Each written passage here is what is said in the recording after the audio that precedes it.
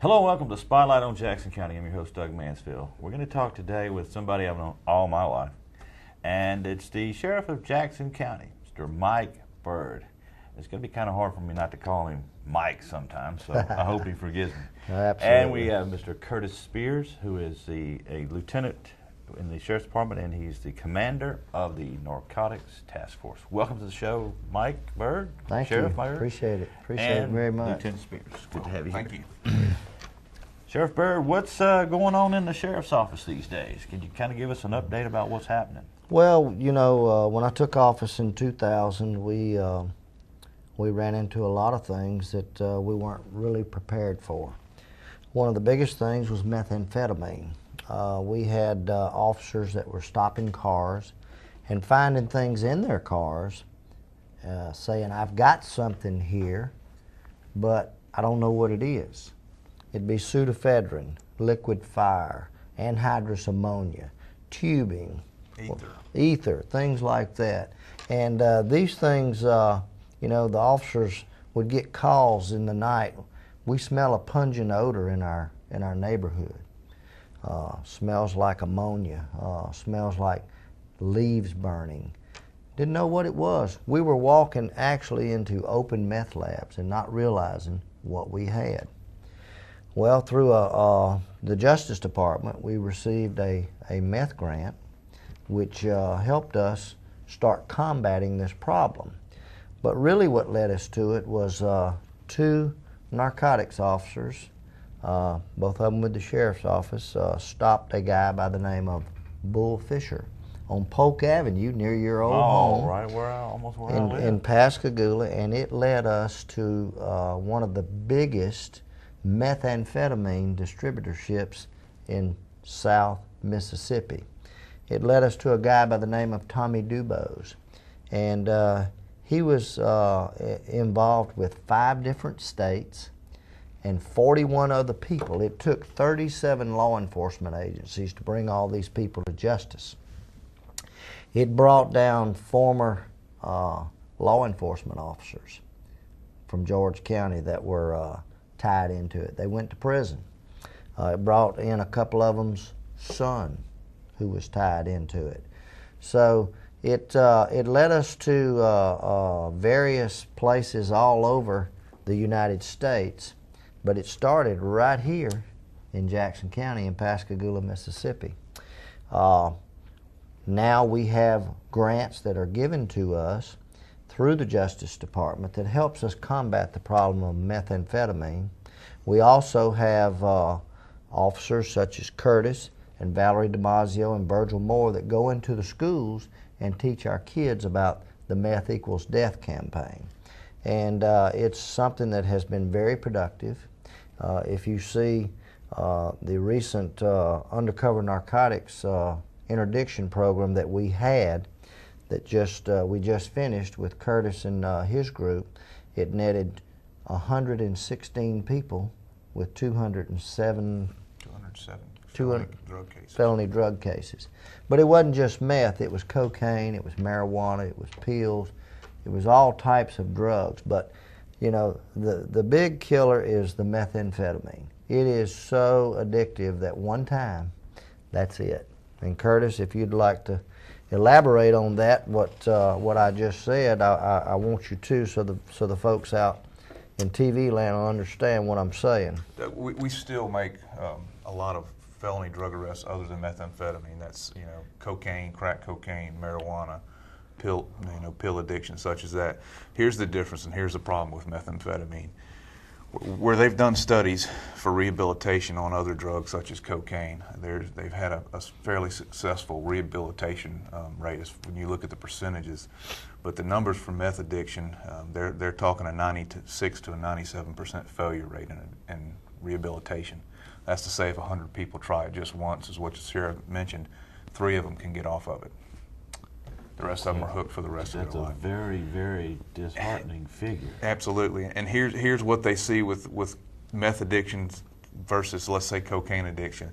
From the time someone starts trying cocaine and gets addicted to it, there's about a year time frame where they're steadily going downhill till they hit rock bottom. With meth, you're talking 30 days to 60 days. That same, they've lost everything. That's it. They have nothing. It's that addictive. And it's the thing about it is it's so much money that they think they can make off of it. It takes about $250 to make 1 ounce, and they can sell it for $1,400 to $1,600. So you're talking a big profit there, but they decide they're going to try it, and then they get hooked on it. Well, they end up being the user then and getting someone else involved in it and get them hooked on it, and then they make just enough to get them started back. So it's really sad that we have this drug. Methamphetamine is something that's not new. It goes all the way back to World War II. Hitler used it for his stormtroopers, and there was a German. The Japanese kamikaze pilots used it. Right. The tea ceremonies that you see the photographs of the kamikaze pilots during World War II. That tea was chock full of methamphetamine. The SS stock stormtroopers, the sheriff mentioned, used it. It was actually a medication in the United States at one point. That's why it's considered a Schedule II drug, saying at one time it had a medicinal property. During the war, the husbands were going to war, the wives were at home taking care of the family, keeping the house up, and building planes and tanks for their husbands to fight in the war. And they got tired, and it was termed an energy pill. Well, once the medical profession in the United States back then saw how addictive it was and what it caused, they removed it from the market immediately. And here's the difference, again, comparing to cocaine. If someone has a cocaine addiction and they decide they're going to stop cold turkey, stop using cocaine, those psychological cravings that they'll have last 5 to 7 days and they'll go away. The studies that they've done on methamphetamine, those same psychological cravings from the day they stop last 60, 90 to 180 days from the last time they used. So the first time they go to work and their boss chews them out, or they come home and they get into an argument with their spouse or their significant other, the first thing they turn back to is the methamphetamine. But it has, meth equals death. Right. There are some serious medical consequences to this drug that Absolutely. people need to understand that it will kill them. Oh, absolutely. And the first thing it works on is your bones. It works on your organs. It will rot your teeth out. This program that we present in the schools and to the citizens out in Jackson County, it shows exactly what this stuff does to your body. We have a picture of a lady, a very nice, attractive lady, and I think how long was it? 4 years. 4 years. She looked like the Crypt Keeper. I mean, she was horrible looking. And I don't know if she's still alive today, but she really looked bad. There's guys that the task force that we go and find these meth labs. There's been several occasions where they have had to chase these people. I had one guy throw some of the meth in his mouth in a plastic baggie to try to conceal it from the agents. And the officers got him and restrained him and tried to open his mouth with a pin to get the meth out, and his teeth popped out. That's how bad it rottens their teeth and weakens their bone structure. It also does something to their organs that it attacks the renal system, the kidneys, the liver. Now, and we're talking users. Now users, those are the ones that are smoking and ingesting this stuff. Now, we don't know the long-term effects and who it's killing that's actually cooking this stuff. Because you're filling a room up with vapors, chemical vapors of propane, of ether, of sulfuric acid, of hydroiodic acids. Right. This stuff, if it gets too hot and overcooks, it produces what's called phosphine or phosgene gas. Folks out from Chevron can tell you about that gas. It has no odor, has no color. You can't see it, you can't smell it. Two lungfuls and it kills you. Well, phosgene gas was a weapon of mass Exactly. destruction in World War I. Exactly, and that's one of the byproducts of this. That's one of the byproducts. It's also gotten to a point that these meth labs, people will hear explosions and call us and don't know, you go out. We've had small camper trailers. Had one out at Forge Lake where a guy I think he eventually died, did he not? No, he made it. He made it, okay. Yeah, There's one guy, I can't remember where he was from. That was Big Oaks Trailer Park. Big Oaks Trailer Park in Escatawba. Two of them died in that explosion, and I'll let Curtis tell you exactly how that happened.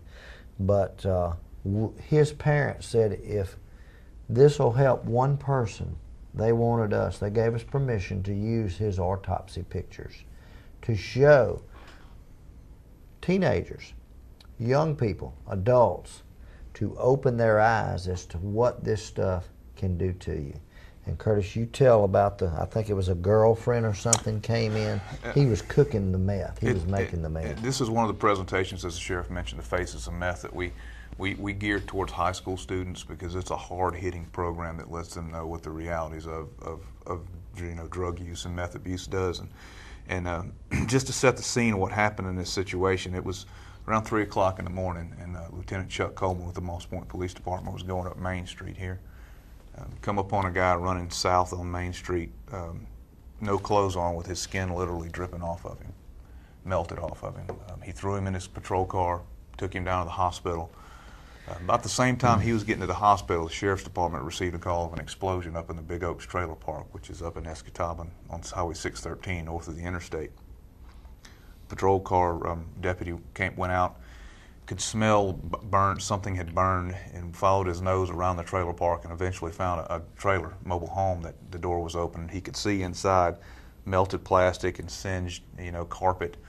Contacted us. We came out. When I arrived, I looked down the hallway and I could see a piece of melted plastic down the hallway. You could smell the chemical vapors. You could see some of the chemicals inside the trailer. We typed a search warrant and went in and started searching the place. That piece of what I thought was plastic down the hallway was actually the pad off of his left foot, the bottom of his foot that had melted completely off. This gentleman was sitting in the living room and he was making ammonia, which is one of the things they need to make meth, using propane, liquid propane, to cool the process. Had all the windows and doors closed up in the mobile home, which eventually filled the whole mobile home up with liquid propane. One of the girlfriends of one of the subjects was irritated because the meth wasn't ready yet. My understanding is she lit a cigarette and thumped the butt of the cigarette into the room where he was, which ignited the propane and just hit him full face. He weighed 155 pounds. 4 days later, when he passed in Greenwood at the burn center, he was 265 pounds. When someone's burned, the body blisters. That's a way to heal. And his body had been decimated. He had been in so many meth labs and cooked so much of this stuff that his liver and his liver and his kidneys just couldn't keep up with the fluids they were trying to pump into him, and he eventually passed away. So that's, we've had several deaths in Jackson County. Those are the guys. Let's face it; these guys aren't chemists. They have someone else that teaches. By no means. They have someone else that teaches them how to do this. One cook teaches. They say every time one cook cooks meth, he teaches two people. So you can imagine the triangle, how quickly it'll spread. And the ones that get it right, we catch. The ones that get it wrong, we bury. We're gonna have to take a short break. Okay. Don't go away, folks. We got some more important information about what's going on in Jackson County with methamphetamines from Sheriff Mike Byrd and Lieutenant Curtis Spiers. Welcome back to Spotlight on Jackson County. Today we're talking to Sheriff of Jackson County Mike Byrd and Lieutenant Curtis Spiers, Narcotics Task Force. And before we went to the break, we were learning some very disturbing information about what's going on as far as meth goes. But Sheriff Byrd and Lieutenant Spiers, you have a program that you take out into the community. Not only do you try to enforce the law, you're trying to prevent this from happening, which is very important. Tell us something about that. Yeah, absolutely. This is called our outreach program, in which we go into the schools and we start as far as we have our Sergeant Valerie DiMaggio and Virgil Moore that go out and talk to the younger children with the program they have. And then they also help with our program that we do, but Curtis and myself and the other agents will go in and talk to the high school students and even college students as to the effects and what this stuff can do to them. That's a part of the grant that is helping also with letting the young people know that this stuff will kill you if you fool with it. And that is the part that I'm very proud of, is they have no idea. Even adults, when we do this program for adults, they have no idea what this stuff does and how volatile it is. And so that part of the program is the part that I really enjoy. Of course, I enjoy putting the dopers behind bars, but the thing that is really rewarding is when you have a young person come up and say, "Sheriff, I'm not ever going to do that," and that opens their eyes. And when we get through with that program, they have an understanding as just how dangerous this stuff is. And as Sheriff mentioned, we target the high school students, the college students. We also speak to civic groups, local groups. In addition to that, the Sheriff mentioned when this stuff first hit Jackson County, none of us as law enforcement knew what we were looking at. We train our officers too. We do a lot of training for them, for local fire departments, all the fire departments in Jackson County, because the Sheriff mentioned this stuff will kill you. Not just the drug itself will kill you, but some of those chemicals that we're dealing with, if one mixes with the other, you create a bomb.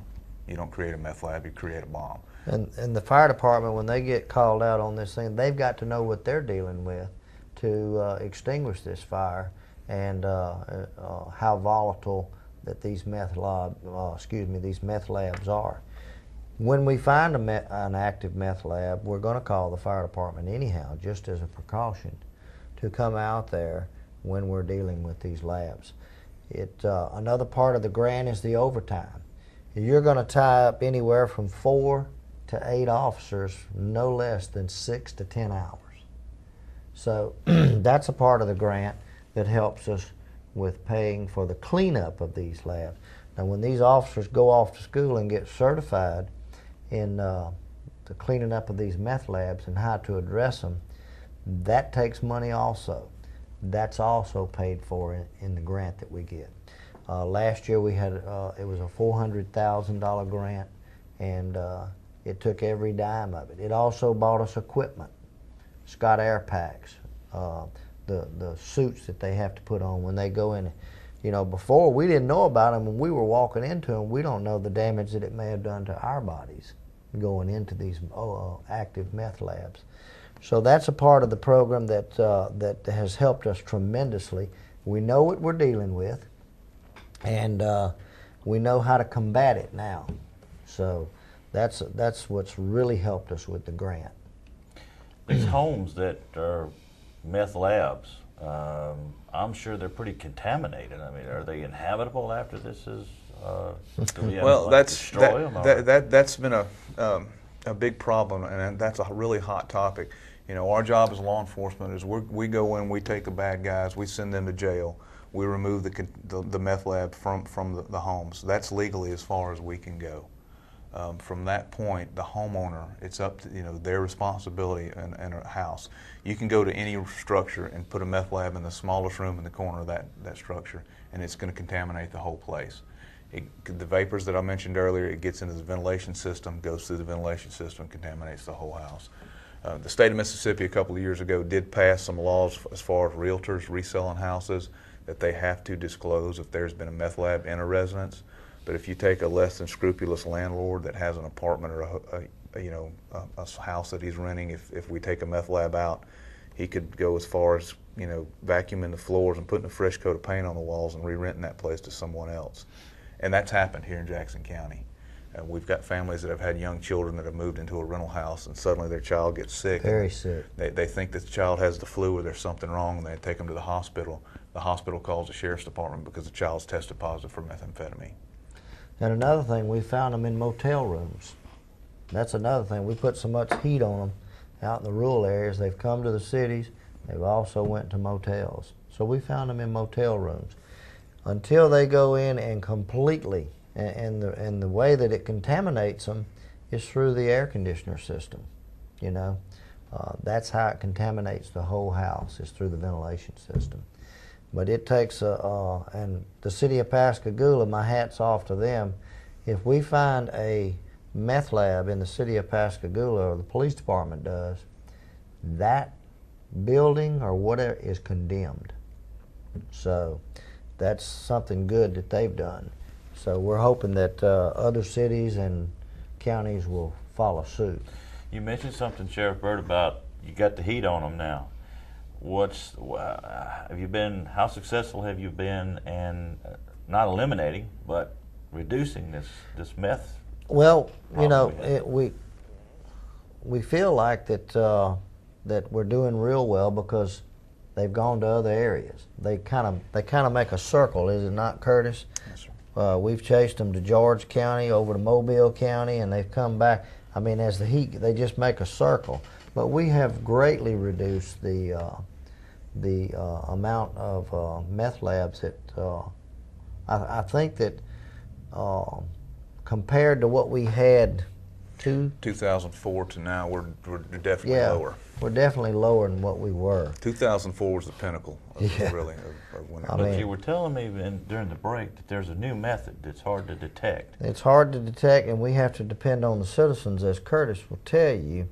It's called the shake and bake method, and where it does not put off the chemical odors. I'll let Curtis tell you exactly how that one is made. That German, as we mentioned earlier, World War II drug was Carl Birch was a German scientist who developed that method. There's 7 or 8 different ways to cook meth. It's kind of like baking a cake. You can go on the internet and it'll tell you how to make it. There's 30-something thousand websites on the internet that'll actually show you all these different recipes.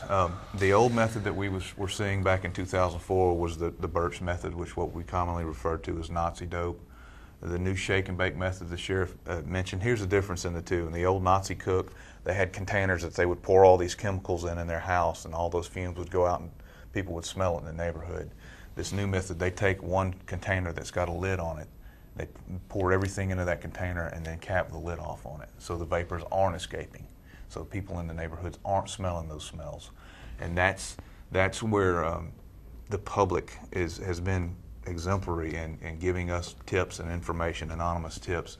You know, if you want to call our task force or call the sheriff's department, we don't have to have your name. We've got to set up a tip line at taskforcetips@cableone.net. You can email us the information. However you can get it to us, just get it to us. What should they be looking for? If someone suspects this is going on, even with the shake and bake method? Well, what should they? Okay, well, a lot of things you're going to see is a person's behavior. They're going to lose weight because they're not going to eat. They're going to be staying up for several days. They're not going to sleep. They're going to become violent real easy, and things like that. They're going to have sores on their bodies, and that is what we call the meth bugs that they think they've got. When they get on this stuff, they think that they have bugs on them, and they'll start scratching, and they'll just keep scratching. There was a guy over in Louisiana that it took 4 officers to contain him. He thought he had them in his head. And Curtis, go ahead and tell him what he did. He thought he had meth bugs in his head. What happens when they smoke this stuff, it kind of like what we call goosebumps. It causes histamines in the skin to fire. He thought he had them in his head, so he shaved all his hair off his head. Still convinced he had meth bugs. When the officers and the paramedics got there, he'd taken a screwdriver and cut across here and peeled his scalp back and poured Coleman camp fuel, which is one of the precursors that they use, into his scalp, convinced he was trying to kill the meth bugs. You know, one of the things too, what I call the pizza box theory, is if you have someone around your house, a neighbor that there's a lot of come and go traffic, short stops. If I come to your house to borrow a cup of sugar, I'm going to stay for 10 or 15 minutes and shoot the bull, visit.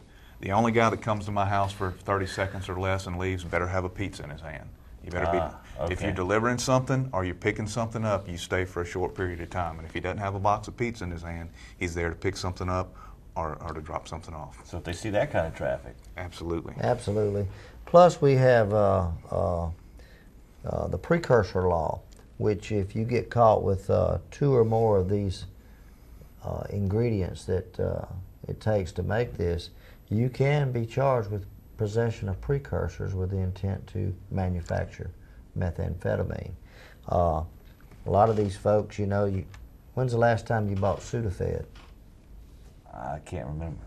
You go buy it now, you got to just about sign your life away. Got to show your ID, your driver's license, and everything.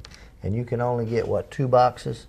That's all you can get now, because these folks were, you know, that's the main ingredient you got to have to make it. And you know, when you get somebody and they've got 2 cases of starting fluid in their trunk, I mean, you might use 2 cans in your whole lifetime. You know that from working on your military stuff. But somebody's got 2 cases in their trunk and 500 things of Sudafed. They don't have a cold and they ain't got bad engines, okay? So that's exactly what we're trying to say. They'll leave here and they'll go to Panama City and stop at every 7-Eleven and every drugstore that they can, coming back here buying Sudafed, 2 boxes, 2 boxes, 2 boxes. And now, you know, we're tying folks into that through our drugstores and our merchants who call us and let us know, hey, so-and-so was in here, and they keep a log. So-and-so was in here and they bought this and this and this, which will lead to them manufacturing meth and us arresting them. Sheriff, unfortunately, we've come to the end of the show. Lieutenant Spiers, thank you for being here. You're welcome. And thank you for watching this very important Spotlight on Jackson County. Tune in again next time.